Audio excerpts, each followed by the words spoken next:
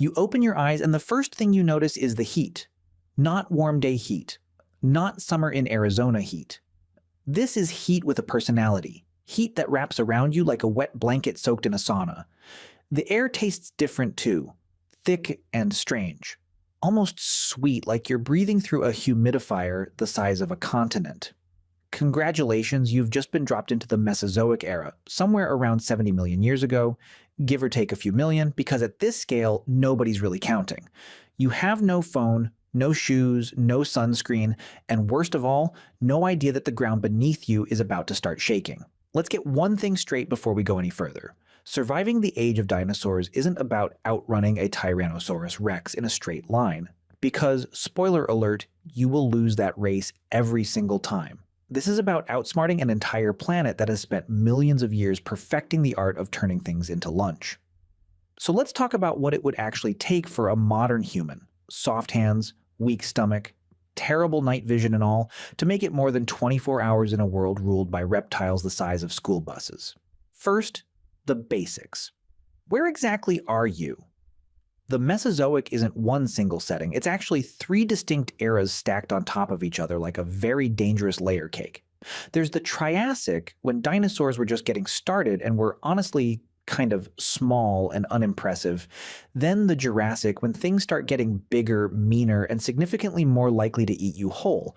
And finally the Cretaceous, the grand finale, home to the biggest predators, the widest variety of species, and the general vibe of everything here can and will kill you. For the sake of maximum chaos, and because it's the most iconic, let's assume you've landed in the late Cretaceous. Congratulations again, you've picked the hard mode setting. The air itself is going to mess with you before any predator even gets the chance. Oxygen levels during parts of the Mesozoic were noticeably different from what you're used to, and depending on exactly when you land, you might actually feel a little more energized than usual, like you just chugged an energy drink you didn't ask for. That's the good news. The bad news is the heat.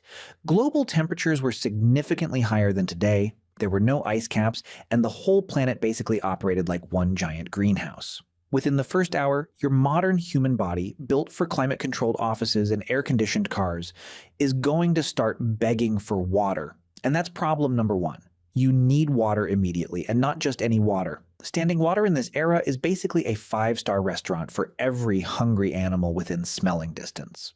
Streams, lakes, and rivers are where prey animals go to drink, which means they're also exactly where predators go to wait. If you walk up to the first river you find and start slurping away like you're at a hotel breakfast buffet, you are volunteering yourself as an appetizer. The smart move is to look for moving water in a spot with good visibility, ideally somewhere you can see approaches from multiple directions, and to never, ever let your guard down while drinking. Dehydration will kill you slowly. A Dinosuchus, an ancient crocodile relative roughly the size of a school bus, will kill you almost instantly, and it will do it from underwater where you can't even see it coming. Let's talk about that thing for a second, because it deserves its own spotlight. Dinosuchus was an absolute unit, stretching potentially over 30 feet long with a bite force that makes modern crocodiles look like they're just nibbling. It specialized in ambushing large prey near the water's edge, dragging them under, and performing what scientists politely call a death roll, which is exactly as horrifying as it sounds. If you're near a river in the late Cretaceous, that innocent-looking log floating nearby might not be a log at all. Rule number 1 of prehistoric survival: assume every log is alive until proven otherwise. Okay, you've found safer water, you've hydrated, you haven't been death-rolled into the afterlife. What's next? Food. And here's where things get complicated, because everything edible in this era is either actively trying to eat you back, or is guarded by something that is. Plants are technically an option, but a huge percentage of Mesozoic vegetation would be completely unfamiliar to your digestive system. Cycads, ferns, and early conifers dominate the landscape, and while some are edible in small amounts, others are borderline toxic to a modern human gut that has never had to process them before. Basically, foraging here is less healthy salad and more extremely high-stakes game show where the prize is not dying. Hunting is off the table almost entirely. You have no weapons, no experience, and no idea which animals are dangerous until it's often too late. Your best bet for food in the early hours is scavenging. finding a carcass that a larger predator has already killed and abandoned, and hoping you can grab a piece before something else notices. This sounds gross, and it is, but it's also exactly what early scavenging mammals of this era were doing to survive. You would essentially be joining their ranks, competing with tiny, fast, twitchy little creatures for scraps while praying nothing bigger wanders back to finish the job. Speaking of mammals, here's a fun twist you might not expect. The mammals of the Mesozoic were not the friendly, cuddly creatures you're picturing. Most were small, nocturnal, and built entirely around the philosophy of don't get seen, don't get eaten, repeat forever. If you want a rough blueprint for surviving this era, honestly, look at them. Stay small in your movements, stay quiet, stay hidden during the day when the big, terrifying reptiles are most active, and only move when you have to. It's not a glamorous survival strategy, but neither is becoming a light snack for a dromaeosaur. Now let's address the elephant in the room. Or rather, the several-ton reptile in the room. Predators. The Cretaceous doesn't mess around when it comes to things that want to eat you, and the sheer variety is honestly kind of impressive if it weren't so immediately lethal. At the top of the food chain, you've got Tyrannosaurus rex, an animal so famous it barely needs an introduction, standing over 12 feet tall at the hip with a bite force strong enough to crush bone like it's a breadstick. Here's the thing about T-Rex, though, and this might actually be good news for you. It wasn't built for speed. Current research suggests it moved at a walking pace more comparable to a brisk human jog rather than some cartoonish sprint. So if you see one coming from a distance, running is actually a viable option, assuming you don't trip, assuming there's somewhere to run to, and assuming its incredible sense of smell hasn't already clocked you from half a mile away. That sense of smell is the real problem. T-Rex had an olfactory system estimated to be extraordinarily powerful, potentially able to detect carrion from miles off. Sweat, blood, or honestly just the general smell of a squishy mammal that doesn't belong in this ecosystem, all of that is a beacon. Your best defense isn't speed, it's scent management and cover. Staying downwind, using dense vegetation, and avoiding open plains where you'd be visible from a distance are your actual survival tools here, not your questionable ability to sprint in bare feet across uneven prehistoric terrain. But let's be honest, T-Rex isn't even the scariest thing you'd encounter, it's just the most famous. The real nightmare fuel comes from the smaller, faster pack-hunting predators. Think Velociraptor, although the real one is nothing like the movies. Real velociraptors were about the size of a turkey, covered in feathers, and while smaller than their Hollywood counterparts, they were fast, intelligent, and there's growing evidence they may have hunted in coordinated groups.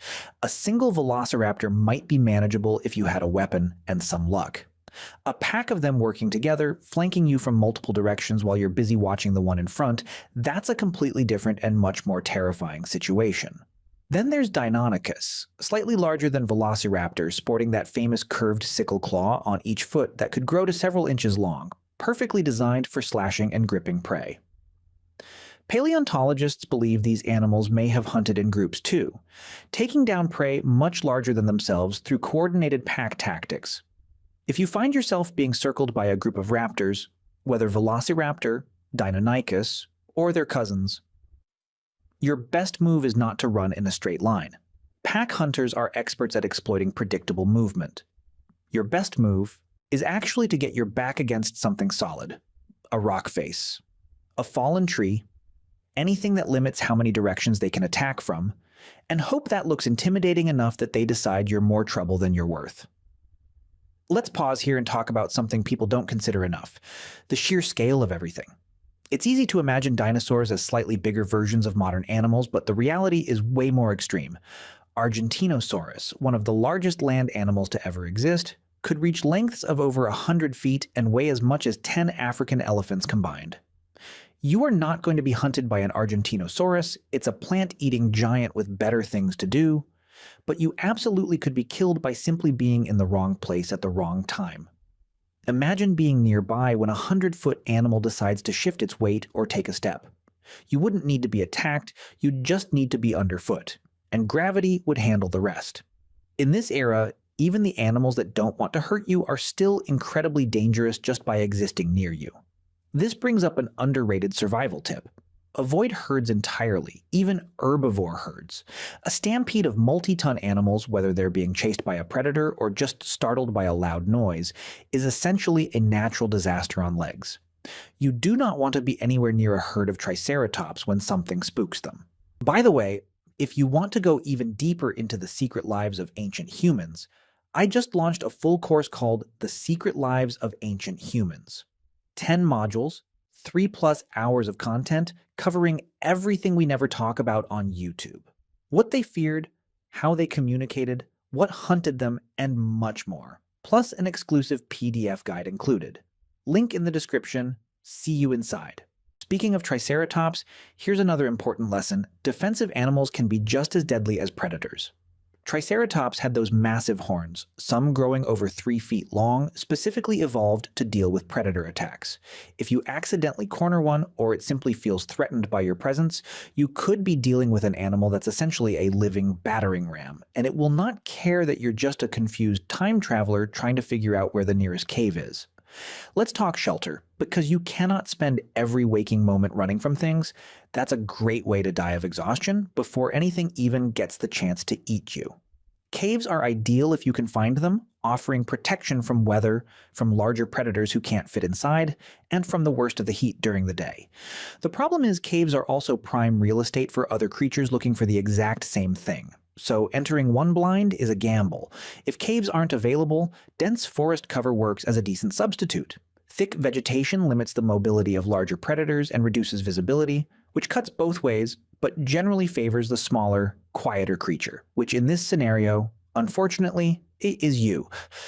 Building an actual physical structure would take time and tools you don't currently have, but even basic improvements like piling branches to create a barrier or wedging yourself into a rock crevice too narrow for larger animals can be the difference between surviving the night and becoming someone else's breakfast. And yes, we do need to talk about nighttime because it's arguably scarier than the day. At night, the biggest apex predators like T-Rex likely had reduced activity, similar to many large modern predators who rest during part of the night to conserve energy. But smaller nocturnal hunters would be exactly the opposite. This is their prime time.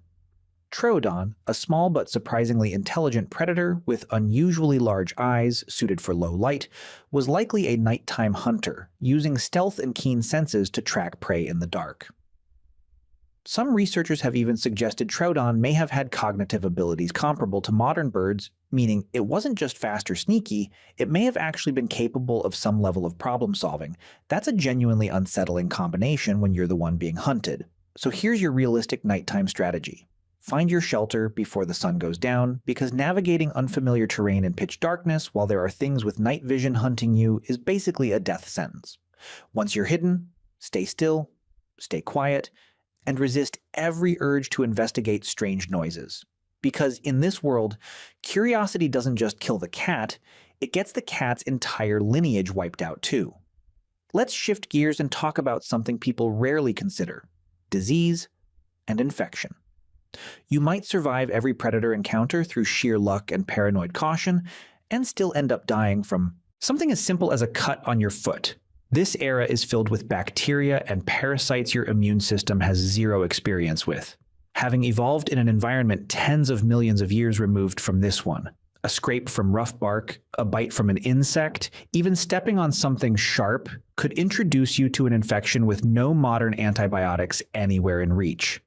Insects themselves deserve a mention here too, because giant prehistoric insects, from massive dragonflies with wingspans over 2 feet to enormous cockroach-like creatures, were thriving during parts of this era thanks to those higher oxygen levels we mentioned earlier.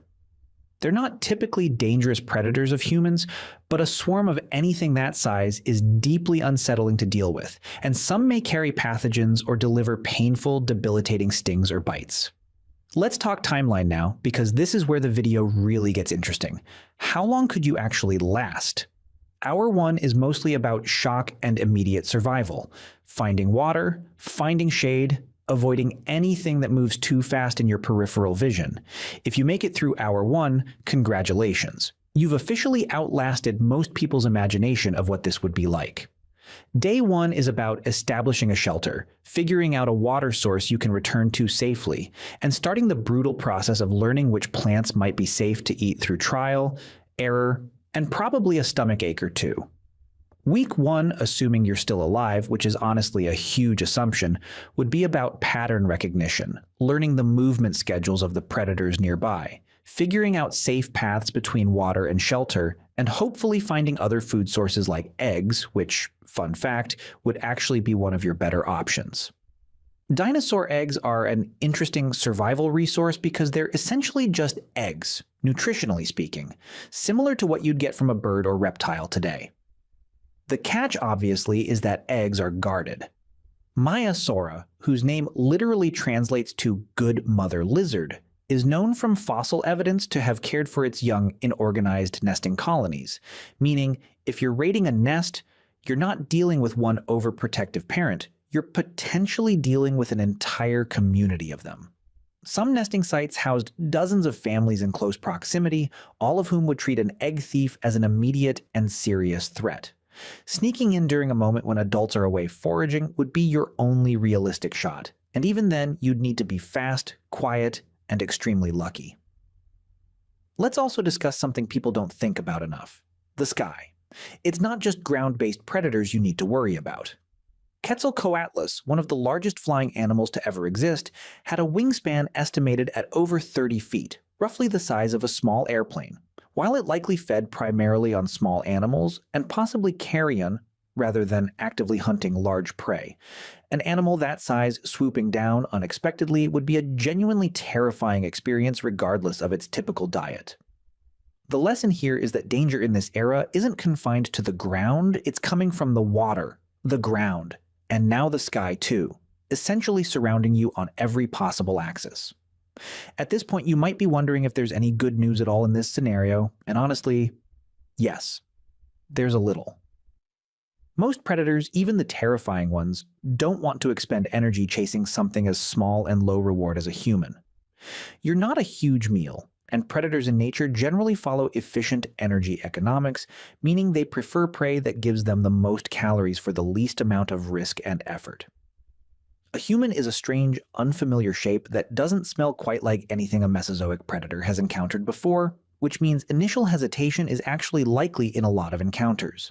That hesitation, that brief moment of what exactly is this thing, might be your only window to retreat, and using it wisely could genuinely save your life more than once. Let's talk about long-term survival now, because surviving a day is one thing, but what about surviving weeks or months? Realistically, your biggest long-term threats shift away from direct predator attacks and toward things like malnutrition, parasitic infection, dehydration during dry seasons, and the sheer psychological toll of living in a constant state of high alert.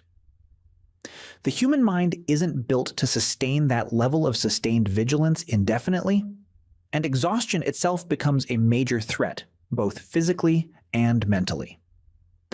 Sleep deprivation leads to slower reaction times, poor decision-making, and increased risk-taking, exactly the opposite of what you need in an environment this dangerous. If you somehow made it weeks or months into this scenario, your best long-term strategy would involve establishing a genuinely defensible base camp, ideally somewhere elevated with a clear water source nearby but not directly adjacent to it, reducing your exposure to ambush predators while still keeping resources accessible. You'd want to learn seasonal patterns too, because the Cretaceous, much like today, had wet and dry seasons that affected animal migration and behavior significantly. Predators often follow prey migrations, meaning if herbivore herds move seasonally to different feeding grounds, the predators that hunt them typically follow. Understanding these patterns could help you avoid dangerous population surges of certain species during specific times of year. Now let's address the biggest what-if of them all. What if you tried to actually fight back instead of just running and hiding? Is that ever a viable option? Against something like T-Rex, absolutely not, don't even consider it. That's not bravery, that's just a creative way to die. But against smaller threats, a basic wooden spear, sharpened with a rock, could feasibly discourage smaller predators or at minimum give you a fighting chance against something like a lone raptor if cornered with no other options.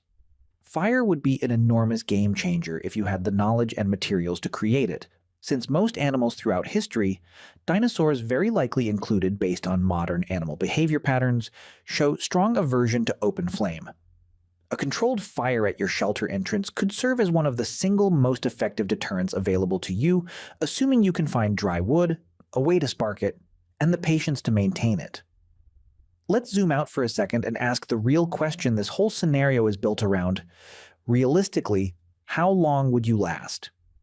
Being brutally honest, most estimates for an untrained modern human dropped into this environment without any preparation. Tools or knowledge would land somewhere between a few hours and a few days, and that's assuming a decent amount of luck. The environment itself, the heat, the unfamiliar food sources, the constant threat from multiple directions simultaneously, ground, water, and sky, creates a survival puzzle that's almost comically difficult compared to modern wilderness survival scenarios. Getting lost in a forest today is scary. Getting lost in a forest where the trees themselves might be home to something with teeth the size of railroad spikes is an entirely different category of scary. But let's say, hypothetically, you had some warning. Let's say you got to choose one modern item to bring with you into this scenario. What would actually make the biggest difference? A gun, while tempting, would run out of ammunition quickly and wouldn't do much against something the size of a school bus anyway. A knife would be useful for food preparation and basic defense, but wouldn't fundamentally change your odds against the big threats. Realistically, the single most valuable item might be something boring but essential, like a water filtration device, since dehydration and waterborne illness are actually more likely to kill you long-term than any dramatic predator encounter. It's the unglamorous threats that tend to be the real killers in survival scenarios, both historically and hypothetically. Let's also take a moment to appreciate just how different the entire sensory experience of this world would be. The sounds alone would be completely foreign. Deep, bellowing calls from massive herbivores, the higher-pitched shrieks of smaller predators coordinating during a hunt, an ever-present hum of unfamiliar insects, and underneath all of it, a near-constant low rumble from the movement of enormous animals across the landscape.